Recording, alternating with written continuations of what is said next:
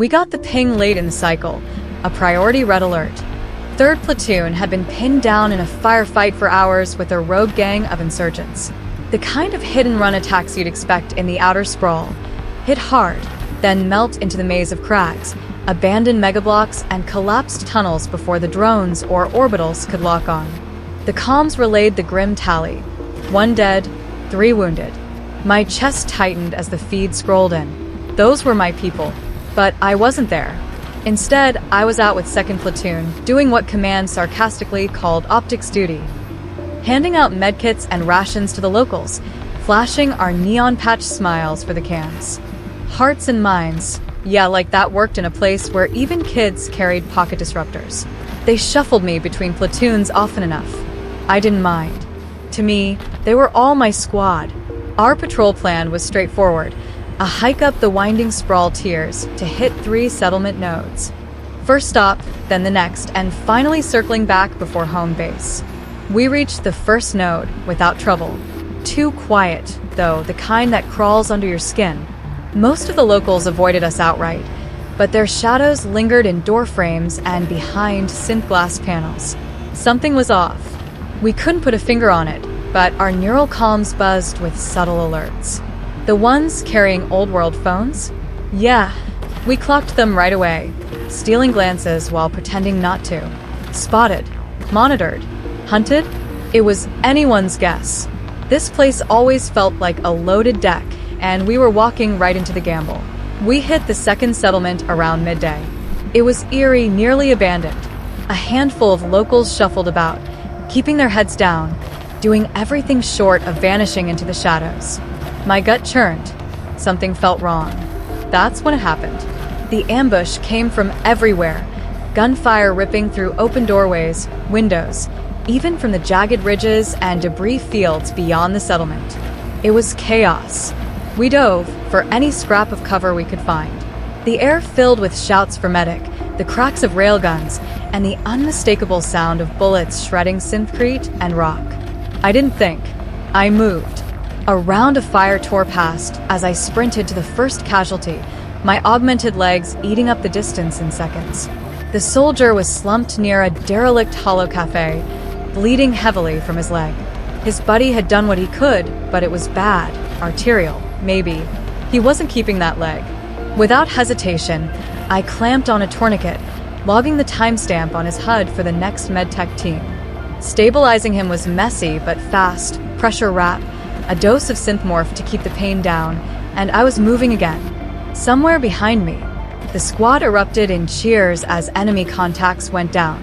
Their shouts barely registered as I bolted through the swirling dust kicked up by stray mortar fire. I beelined for a house across the broken street, where a beacon flagged another pair of injured. My cyber eye scanned the scene as I crashed through the splintered door. 2 inside. One had a clean shot through the arm. Lucky. Easy patch job. The other wasn't so fortunate.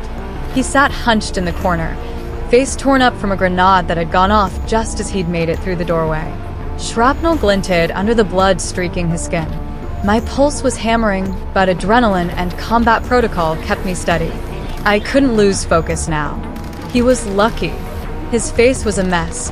Blood streaked across his pale skin, but his cyber optics had held. The shrapnel hadn't blinded him, and in this line of work, that was as good as a blessing. 2 others were holding the line. A big guy with an auto-rigged Lancer, and a lean rifleman who moved like he was part machine himself. Both were throwing everything they had at the enemy. Astra, can you fix these guys? The rifleman yelled over the deafening roar of the Lancer's suppressive fire. Yeah, then they're back in it. I replied coolly, but the chaos swallowed my voice. Didn't matter. I had work to do.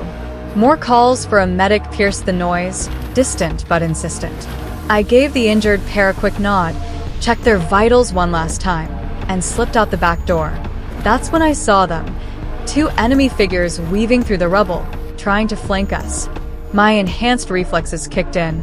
They turned, aiming their retrofitted AK-77s at me, but I fired first.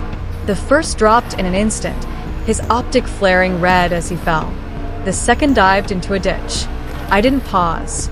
It was them or me. That's what I tell myself. That's what I have to tell myself.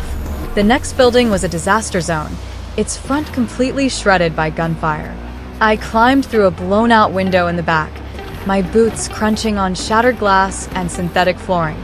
Inside, it was chaos.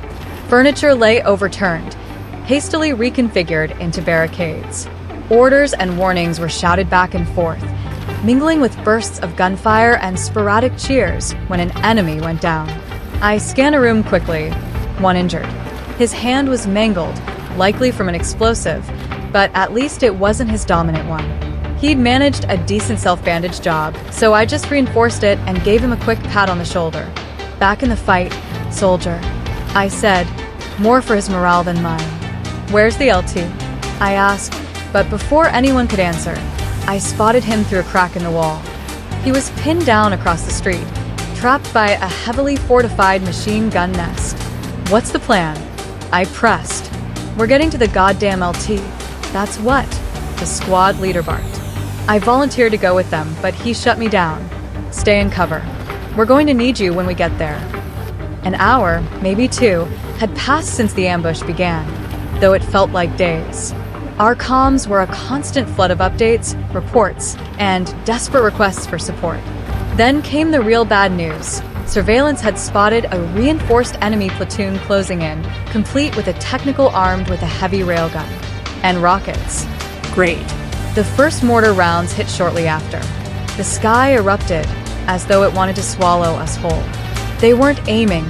They didn't need to. Their goal was pure destruction. Ours was survival. When the shelling finally eased, the gunfire roared back to life. The two squads regrouped, tense but ready. Stand by, Astra. We'll call for you soon. One soldier joked, flashing a crooked grin. He couldn't have been older than me, with emerald green eyes and a nose that looked like it had been broken more than once. I smirked back. I'm always ready. It was the last thing I'd ever say to him. He didn't make it out. The only Kia from our platoon that day. His face is one I'll never forget, even if I wish I could. In the quiet moments, when I'm alone with my thoughts, I whisper apologies to him, over and over. I'm sorry. I'm so sorry. It's my mantra now, echoing in the darkest parts of my mind, where no cyber implant can reach. I crouched by the shattered window with an injured soldier leaning heavily against me, his breathing shallow but steady. My cyber optic tracked the squads as they moved into position, flanking an enemy machine gun nest buried in the ruins of an old storage block.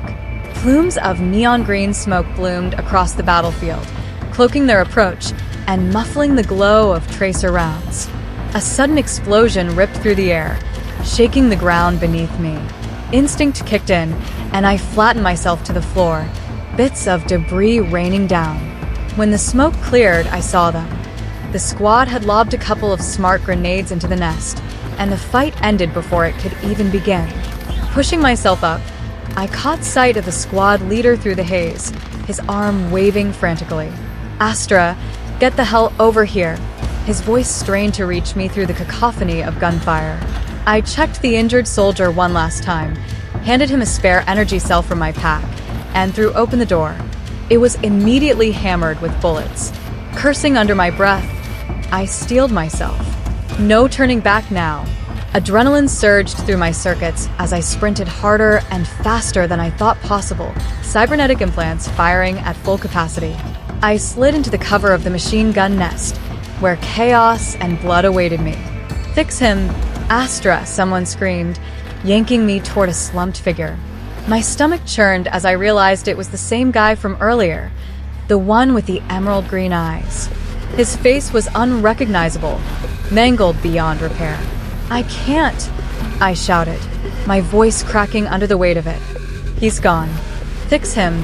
Goddamn it, another soldier snapped, his voice trembling with rage. But there was nothing I could do. I shook my head, swallowing hard against the lump in my throat. Go, I said firmly. I'll handle it here. The squads regrouped and pushed forward, heading to reinforce the platoon commander's position. That's when the truck came through. It roared into the village like a beast from hell, a rusted, baby blue hunk of metal bristling with armor and topped with a heavy machine gun. Its turret swung wildly, tearing through anything and everything in its path. I threw myself to the ground as bullets screamed overhead, sparks flying from every surface. Someone screamed. Someone else shouted back. It was pure chaos.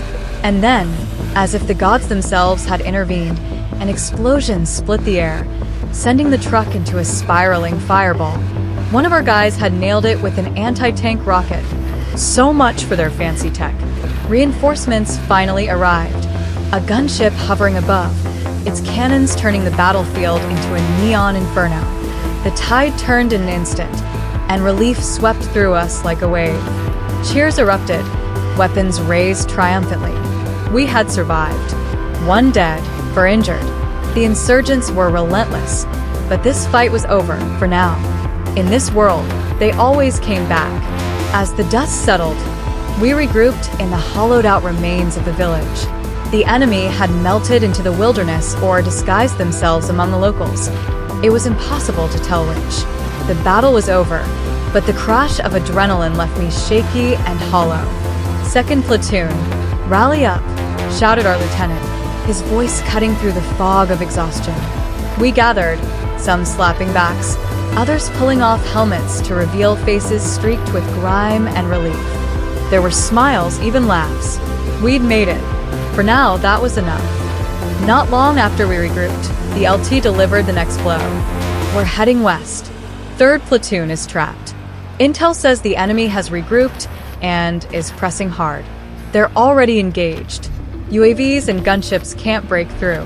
We're moving out ASAP. Check ammo and gear. We roll in 10. Injured, you're the lucky ones. Load onto the evac transport. The faint hum of an armored transport vehicle rolled closer as we prepped. I helped the wounded up and into the safety of the transport, making sure they were secure. "Thanks, Astra," one muttered, his voice strained but grateful. "It's not over yet," I replied, stepping back into the chaos. "Sir, who am I with?" I asked the LT as I slung my pack over one shoulder. He pointed to a squad that looked like they'd been through hell and back. Dust-covered, blood-streaked, eyes sharp with exhaustion. "My kind of crew. Looks like I'm with you," I said, walking up to them. The sergeant gave me a crooked grin, throwing an arm over my shoulder. "Astra, today's your lucky day. You get to stay in the rear with us." I smirked, giving him a light punch to his armor vest. "Lucky would be not dragging your ass back here in pieces," I shot back. He laughed as we moved toward the armored transports lining up for deployment. It would have taken hours to cross the jagged desert terrain on foot, but the Humvees made it a quick, bone-jarring ride. We mounted up, packed tight, weapons ready for the storm we knew was coming. In about half an hour, we'd be in the thick of it again, running a rescue op for 3rd platoon. They needed us, and badly. "How bad?" I shouted over the roar of the Humvee engine. "Confirmed 1 Kia, 3 injured," the LT yelled back from the front. "Shit," I muttered, gripping the side rail tighter. My mind raced. Was their medic down? Trapped? My imagination spun out all the worst scenarios. This was going to get ugly. We heard the firefight before we even saw it. Tracer rounds lit the air, screams cut through the chaos. Explosions shook the ground. It felt surreal, almost like a vid feed. That illusion snapped when a round cracked against the armor next to me. We piled out behind a broken wall, scrambling to take up positions. Orders were shouted, barely audible over the gunfire. My squad hunkered down behind what used to be a market wall, its vibrant neon signs long shattered and dim. This was it. We had no choice but to hold the line until reinforcements could get through. "Thumbs up," the sergeant said. We moved. The moment we broke cover, the fading light of the desert sky turned into a storm of bullets. The enemy was everywhere or nowhere. We couldn't tell. All we knew was to run. Ahead of me, the sergeant went down hard, blood pooling beneath him as he writhed in the dirt. Sniper. "Doc, don't you fucking dare," someone yelled, but instinct was faster than thought. I sprinted out of cover, ignoring the fire that whipped past me. I dropped beside him, dragging him out of the open while rounds hissed overhead. He was bleeding badly from his neck, but it had missed the artery. A bad wound, but not immediately fatal. My hands moved automatically, training and instinct blurring together as I packed the wound and stabilized him. "He's out," I called over my shoulder. "He's not fighting anymore." "Where's the fucking command post?" I screamed, my voice ragged. "Big building in the middle," someone shouted back, their rifles spitting plasma rounds as they pointed. Shit. This was going to suck. I hauled the sergeant into a fireman's carry, every cyber-enhanced fiber of my body straining against the weight of his gear. My legs buckled, but held. "Let's fucking go." I shouted as I started moving. "Covering fire," they yelled back, unleashing a torrent of rounds to shield my desperate dash toward the command post. Bullets chipped the walls, the ground, and the air around me, but I kept going. No stopping now. Bullets zipped past like hornets, angry and relentless, as I ducked behind the crumbling side of a building. My arms screamed under the weight of the sergeant slung over my shoulders, but I wasn't stopping. Adrenaline made my mind feel like static, chaotic yet eerily focused. Every step had a purpose. Every second was a calculated gamble. This guy was going to make it. I wouldn't accept anything else. When I reached the command post, I was breathless but functional, announcing our arrival to the squad leader inside. The walls trembled under the impact of rounds striking the building. Inside, their medic was already working on a couple of wounded soldiers. "We've been pinned here all damn day," the LT growled, crouched low by a shattered console. "Can't get a clean shot at these bastards. Glad you made it. But we've got worse news, another wave is inbound." Ignoring the panic that tried to bubble up, I turned my attention to the injured.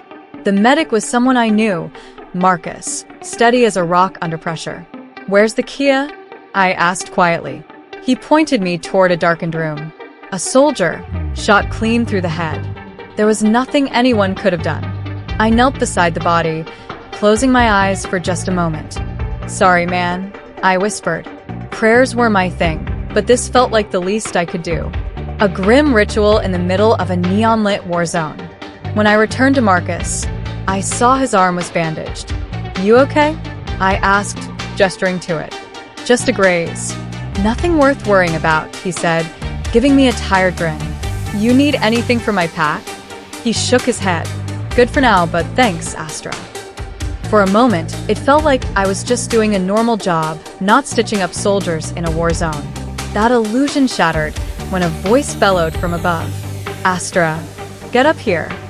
I climbed a rickety ladder to the second floor, where they'd rigged a makeshift sniper's nest.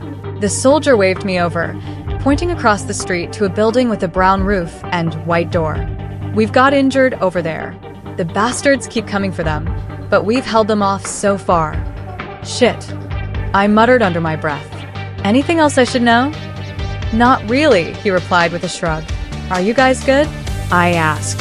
"Took one to the plate earlier. Didn't penetrate," another soldier said, showing me the scuffed but intact armor. "Hardcore. Stay alive," I said, slapping the nearest guy on the back before climbing down. Back with the LT, I made my case. "I need to get across the street. There are injured there." He stared at me like I'd just volunteered to jump into a pit of lava. "Nobody's getting across that street unless they have a death wish."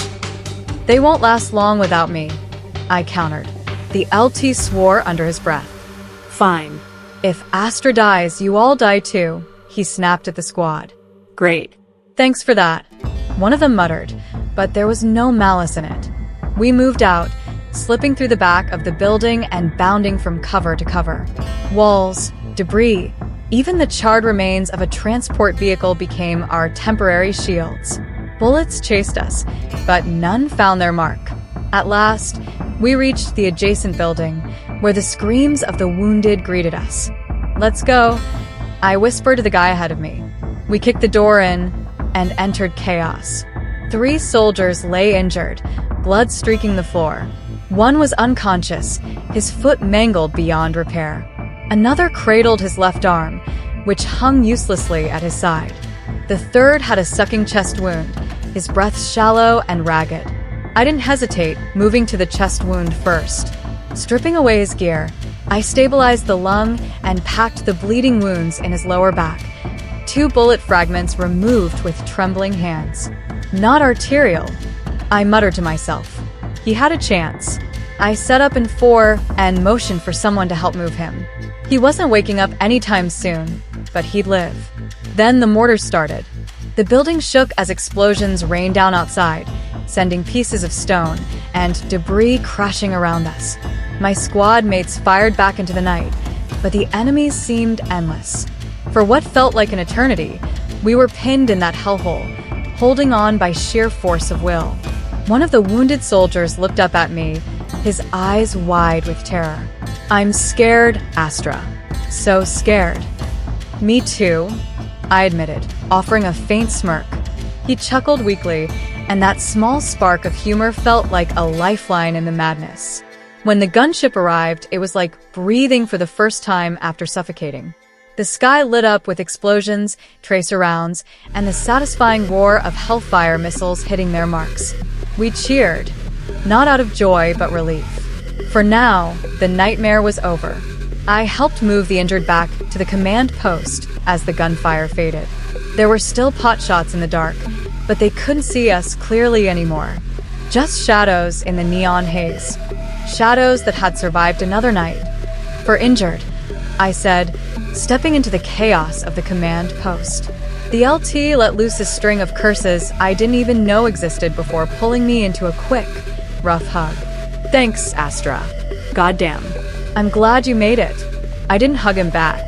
I just stood there, trembling slightly as the adrenaline drained from my system. My mind was a fog of exhaustion and crashing nerves. "When are we getting out of here?" I finally asked. "Evac's en route." Gunships forced the enemy to retreat. They didn't even try to hide this time. "They must have thought they had us pinned," he said, managing a thin, tired grin. "They did," I replied, my voice hollow. "Yeah," he said, nodding. But they didn't know that. That morning, I'd set out on what was supposed to be a standard patrol through a few rundown settlements. By the time I returned, my uniform was soaked in blood, most of it not mine, and my gear was nearly spent. I was low on supplies and running purely on grit. The last hours of that day replayed in flashes, crouched by a crumbling wall with a soldier who'd taken shrapnel to the chest. He'd been from Tennessee, his accent thick and unshakable even through the pain. We'd joked about our homes, the little connections that seemed to matter when everything else fell apart. He'd live, though he'd carry the scars forever. We became friends in those moments. I can't even remember his name now, but I miss him. The ride back to base was mercifully uneventful. A few bursts of small arms fire buzzed past us early on, but nothing serious enough to slow us down. The sun was barely a thought on the horizon when we rolled through the gates. "Rest up, Astra. You did good out there," came a voice behind me as I climbed out of the transport. I turned to see the 2LT, giving me a tired thumbs up. "You too, sir," I replied, forcing a small smile.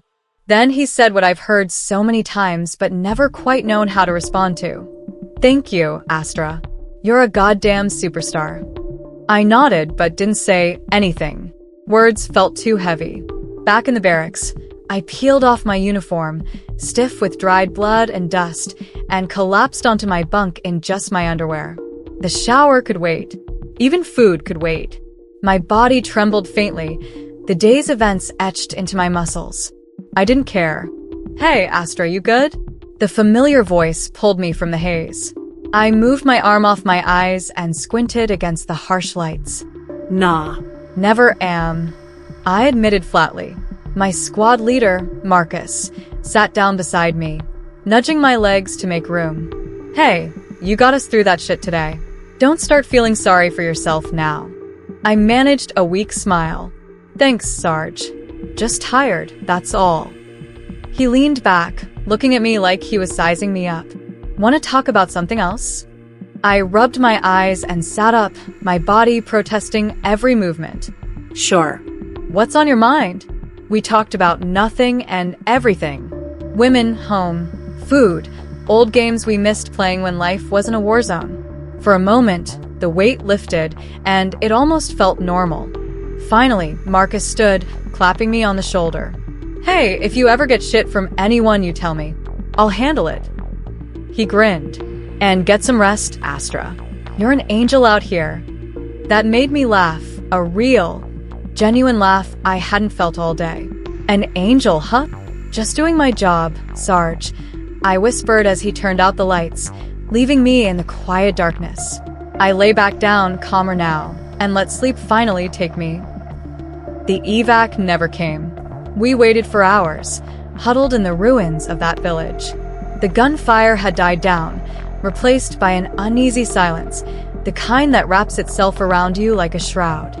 Reinforcements were delayed, command was dark, and our ammo and supplies were nearly gone. The injured clung to what little life they had left, and I was running out of ways to keep them alive. "Still no word?" I asked, my voice cracking from exhaustion.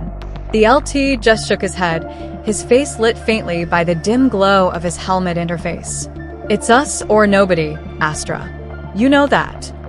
The words hung heavy in the air. I didn't reply. What was there to say?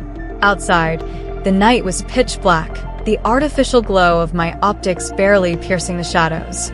Somewhere in that darkness, they were regrouping. The drones were blind, the skies were empty, and we were alone. "Movement," someone whispered harshly. I pressed against the crumbled wall, my augmented eye scanning for heat signatures. They flickered on the edge of my vision, shadows in the dark, creeping closer. "They're coming back," I muttered, more to myself than anyone else. My hands trembled as I reloaded my weapon. The LT began barking orders, voices rising and falling around me like static. But I wasn't listening. All I could think about were the injured lying in the corner, their faces pale, their breaths shallow. We were losing this fight. The first wave hit like a tsunami. Bullets shattered what little cover we had left.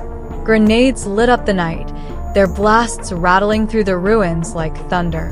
I crouched low, firing into the chaos, but they kept coming, waves of bodies, relentless and unyielding. "Fall back," the LT shouted, but there was nowhere to go. I scrambled to the injured, dragging one of the soldiers toward the back of the building. His breathing was labored, blood soaking through the bandages I'd applied hours ago. "You're not dying here," I whispered, as much to myself as to him. A rocket slammed into the building, blowing out the back wall. I was thrown to the ground, dust and debris filling the air. My ears rang as I struggled to push myself up.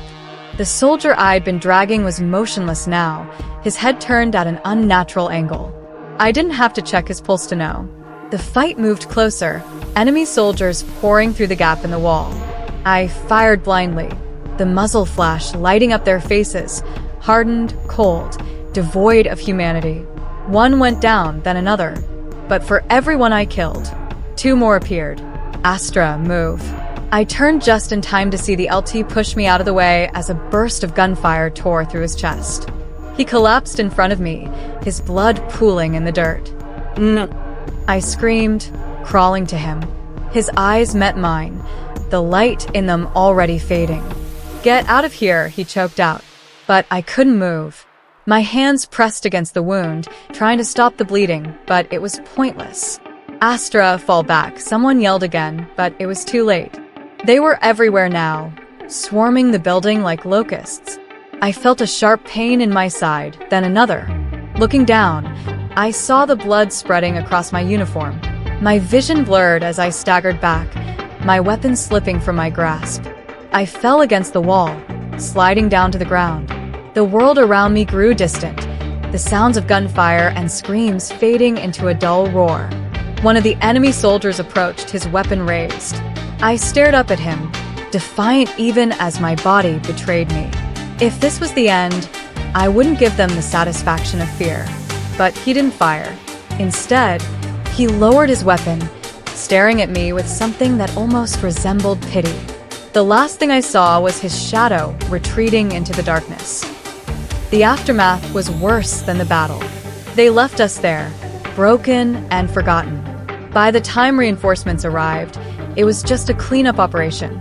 The survivors were few, and I wasn't one of them. Weeks later, they recovered my neural core, the tiny fragment of me that lived in the interface of my implants. It was damaged, corrupted, filled with the last chaotic moments of that night. They replayed it over and over, dissecting every decision, every failure. In the end, I became just another name on a list, another cautionary tale about the cost of war. My squad mates, those who made it, moved on, their lives forever shaped by what happened in that village. And me, I'm still here in a way, a ghost in the machine, trapped in fragmented data, reliving those final moments on an endless loop. There are no good endings in this world. Not for people like us. Not for Astra Vane. So, let's summarize the entire story. Astra Vane wasn't just a medic in 2077. She was a beacon of hope and resilience in a world where good endings no longer existed. Her story began with a distress call. 3rd Platoon was in serious trouble, surrounded, and fighting desperately to hold their position. 1 soldier was already dead, and 3 were wounded. But Astra wasn't there. She was far away, patrolling villages with 2nd Platoon, handing out humanitarian aid in a mission sarcastically called Hearts and Minds. In this world, hearts were long closed, and minds were filled with distrust. The patrol was tense from the beginning. Everything was too quiet. Even the locals, who usually greeted soldiers with suspicion, avoided any contact, watching them through windows and cracked doors. Then came the ambush. The sudden gunfire tore through the air, and Astra threw herself into the chaos, moving from one injured soldier to the next, applying tourniquets, administering pain relief, and trying to keep them alive for an evacuation that would never come. The situation worsened as the hours dragged on. Astra, normally the calm in the storm, was forced to pick up a weapon and fight. She shot her first enemy that day, repeating to herself that it was necessary, it was them or her. She told herself she had no regrets, but her heavy expression and tired eyes told another story. As the battle raged on, Astra's unit received orders to head west. 3rd Platoon was still pinned down, and they were the closest to reinforce them. She joined a new squad, worn out, dust-covered soldiers barely holding on. Meeting them, she joked about her lucky day, being the one where she wouldn't have to drag their bullet-riddled bodies back. But there was no room for jokes in this battle. When they reached the village where 3rd Platoon was trapped, chaos reigned. Bullets lit up the night sky, and explosions shook the ground. Astra's augmented implants gave her precise data, but even they couldn't shield her from the overwhelming chaos. At one point, she dragged a wounded sergeant out of enemy fire with every fiber of her cybernetically enhanced body screaming under the strain. Inside one of the buildings, Astra worked tirelessly to stabilize several injured soldiers, one with a collapsed lung, another with a shattered leg, and one unconscious with multiple injuries. She fought for their lives as artillery shells rained down outside, shaking the building to its core. When one soldier admitted he was terrified, Astra smiled faintly and said, "Me too." That honesty kept them going more than empty reassurances ever could. The battle reached its peak, but the rescue never came. Astra saw her commander fall to a hail of gunfire, and she herself was critically injured. Despite the efforts of her comrades, there was no way out. The night closed in as the enemy overwhelmed their position, leaving Astra and her squad to face the inevitable. But the darkest part of the story came after. Astra was more than a person. She was a soldier of an era where memories and consciousness could be stored in neural cores. After her body was left behind, her core was retrieved and analyzed. Every choice she made, every mistake, was dissected into data points and statistics. Astra became less of a person and more of a lesson, another cautionary tale about the cost of war. And so, Astra Vane's story ends in digital limbo, where her final moments replay endlessly in corrupted fragments. She became a ghost trapped in the machine, a symbol of a world where happy endings are no longer possible.